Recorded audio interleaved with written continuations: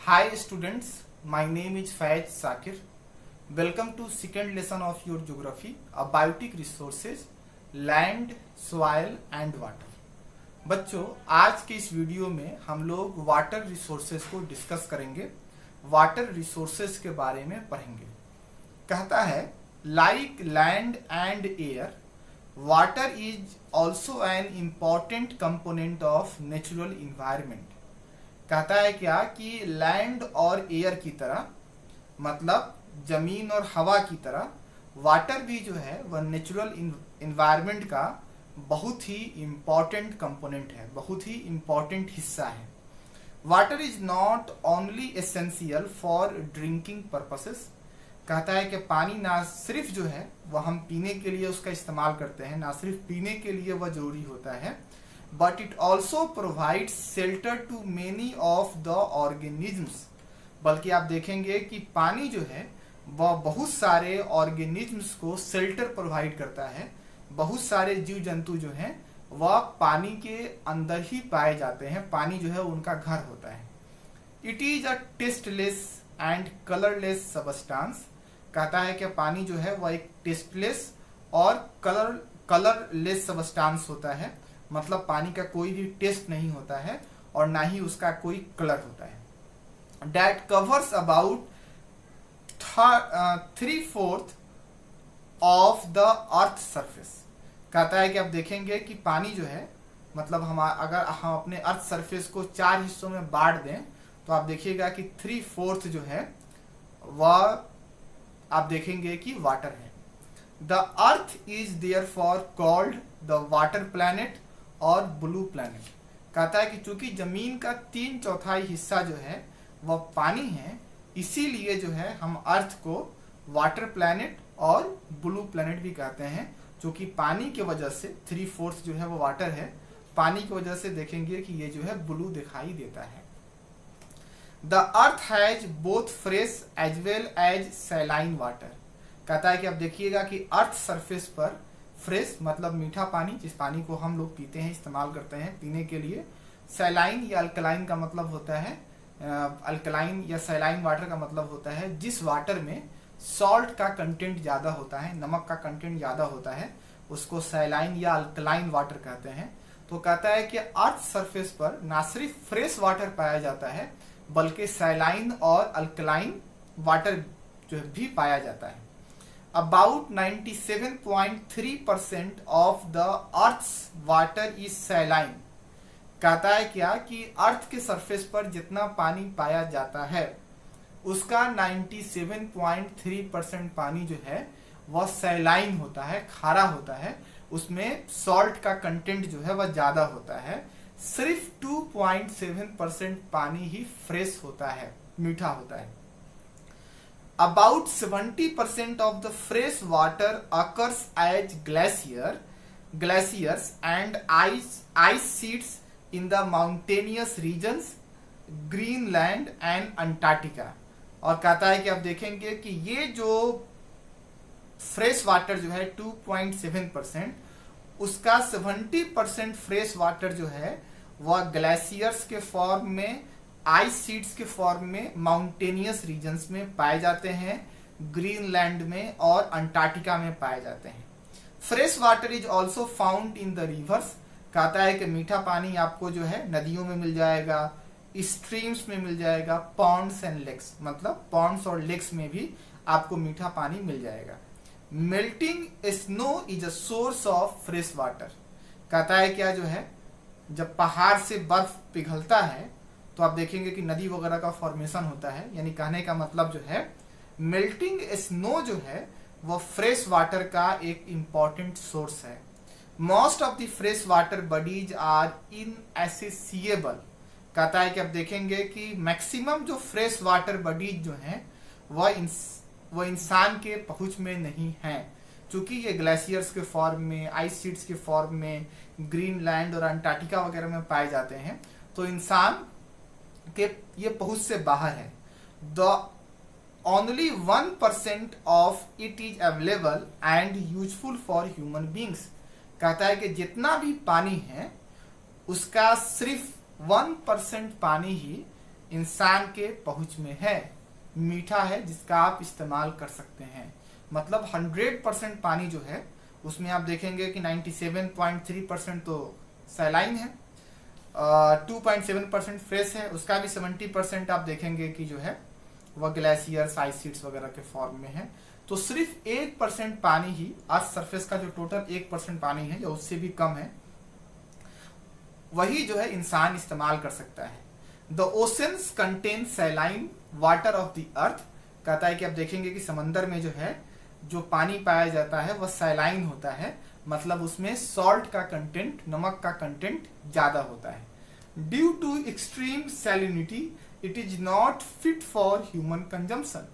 कहता है कि चूंकि जो है ये बहुत ज्यादा खारा होता है तो इंसान इसको इस्तेमाल नहीं कर सकता है, ये कंजम्पशन के लिए, ह्यूमन कंजम्पशन के लिए फिट नहीं है। Water is the most precious substance of the अर्थ। कहता है कि वाटर जो है वह अर्थ पर पाया जाने वाला सबसे ज्यादा कीमती सबस्टांस है। इट इज नॉट स्टैटिक, लेकिन कहता है कि आप देखेंगे कि ये जो है स्टैटिक भी नहीं है। इट्स मतलब ये हमेशा एक जगह रहने वाला नहीं है। इट मूव्स कंटिन्यूअसली, ये लगातार जो है वह मूव करता रहता है। Water can neither be added. कहता है कि पानी में आप कुछ ऐड नहीं कर सकते हैं, मतलब ज्यादा पानी आप नहीं कर सकते हैं। सपोज कीजिए कि अर्थ सरफेस पर जितना पानी है, ऐसा नहीं है कि आप उसको बढ़ा सकते हैं। नॉर सब्ट्रैक्टेड, ना ही इसको आप घटा सकते हैं from the earth surface. The total volume of the earth water remains constant. कहता है कि अर्थ सरफेस पर जितना भी पानी पाया जाता है वह हमेशा एक जैसा ही रहता है, कंस्टेंट रहता है। उसमें ना ही आप एडिशन कर सकते हैं और ना ही आप सब्ट्रैक्शन कर सकते हैं। Water from oceans and other huge water bodies evaporates and condenses to form clouds। कहता है कि आप देखेंगे कि ओशंस या जो ह्यूज वाटर बॉडीज जो होते हैं वहां से आप देखिएगा कि पानी जो इवोपरेट करती है, ऊपर जाती है तो वो ठंडी हो जाती है और बादल का फॉर्मेशन होता है। Finally it precipitates back to the earth surface, और फाइनली देखेंगे कि फिर जो है वह बादल बनकर बारिश होती है और वह पानी नीचे चला आता है। This whole cycle of water circulation is known as the hydrological or water cycle। कहता है कि पानी का जो कंटिन्यूअसली जो इवोपरेट करना, ऊपर जाकर कंडेंस हो जाना, कंडेंस होकर बादल का क्लाउड का फॉर्मेशन होना और फिर जो है प्रिसिपिटेशन होना, ये जो है हाइड्रोलॉजिकल या फिर वाटर साइकिल कहलाता है। Usages of water resources. Water is a vital renewable natural resources of the earth's surface. It is necessary for all kinds of living organisms। कहता है कि पानी जो है अर्थ सरफेस पे जो पानी पाया जाता है वह एक रिन्यूएबल नेचुरल रिसोर्स है, मतलब जिसको आप शॉर्ट पीरियड ऑफ टाइम में रीजनरेट कर सकते हैं। और जितने भी लिविंग ऑर्गेनिजम्स हैं सबके लिए पानी इंपॉर्टेंट होता है। Oceans provide shelter to a variety of living organisms, that is plants and animals, about 3.5 billion years back life firstly emerged in water। कहता है कि अब देखेंगे कि ओशंस में जो है बहुत तरह के ऑर्गेनिज्म जो है, ऑर्गेनिज्म्स, जीव जंतु, प्लांट्स वगैरह जो है वो एनिमल्स पाए जाते हैं। कहता है क्या, डार्विन वगैरह के बारे में आपने पढ़ा होगा, डार्विन ने भी बताया था कि सबसे पहले जो है इंसान, मतलब जीवन की उत्पत्ति जो है, इंसान नहीं, जीवन की उत्पत्ति जो है वह पानी ही से हुई थी, लगभग 3.5 बिलियन ईयर्स बैक, मतलब 3.5 अरब साल पहले जो है आप देखेंगे कि जिंदगी की शुरुआत जो है वह सबसे पहले पानी से ही होती है। Different types of plants depend on water for their growth and food. कहता है क्या, अलग अलग तरह के जो पेड़ पौधे होते हैं जो वह जो है पानी के ऊपर ही डिपेंडेंट होते हैं, वह खाने के लिए भी पानी के ऊपर ही डिपेंडेंट होते हैं, क्योंकि बगैर पानी के जो है आप देखिएगा कि खाना वगैरह वो नहीं बना पाते हैं। They get water through rainfall and irrigation. कहता है कि उनको पानी जो है वह रेनफॉल और इरिगेशन से मिलता है। Water is also used in industries for processing and cooling. कहता है कि पानी का इस्तेमाल जो है वह इंडस्ट्रीज में प्रोसेसिंग और कूलिंग में किया जाता है। It is used for cleaning in air conditioning machines etc. कहता है कि आप देखिएगा कि एयर कंडीशनिंग या जो मशीन वगैरह जो है उसके क्लीनिंग में भी वाटर का हम इस्तेमाल करते हैं। It is used for generating hydro electricity. आप देखेंगे कि हाइड्रो इलेक्ट्रिसिटी भी जो है वाटर से ही प्रोड्यूस होता है। मतलब पानी को हम नीचे से ऊपर ले जाते हैं, जब ऊपर ले जाते हैं तो पोटेंशियल एनर्जी जो है वो इंक्रीज कर जाता है, और फिर जो है उसको आर्टिफिशियल लेक से नीचे गिराते हैं। नीचे गिराते हैं तो काइनेटिक एनर्जी इंक्रीज कर जाता है, और काइनेटिक एनर्जी की वजह से जो पानी जब ऊपर से नीचे गिरता है तो आप देखेंगे कि वह टरबाइन वगैरह को रोटेट कर देता है, और टरबाइन जो है वह जनरेटर के शाफ्ट को रोटेट कर देता है। और आप देखेंगे कि जो है जो रेक्टेंगुलर कॉइल जो है जब वह मैग्नेट के अंदर मूव करता है तो उससे जो है इलेक्ट्रिसिटी का प्रोडक्शन होता है। यानी कहने का मतलब हाइड्रो इलेक्ट्रिसिटी जो है वो वाटर से ही प्रोड्यूस किया जाता है।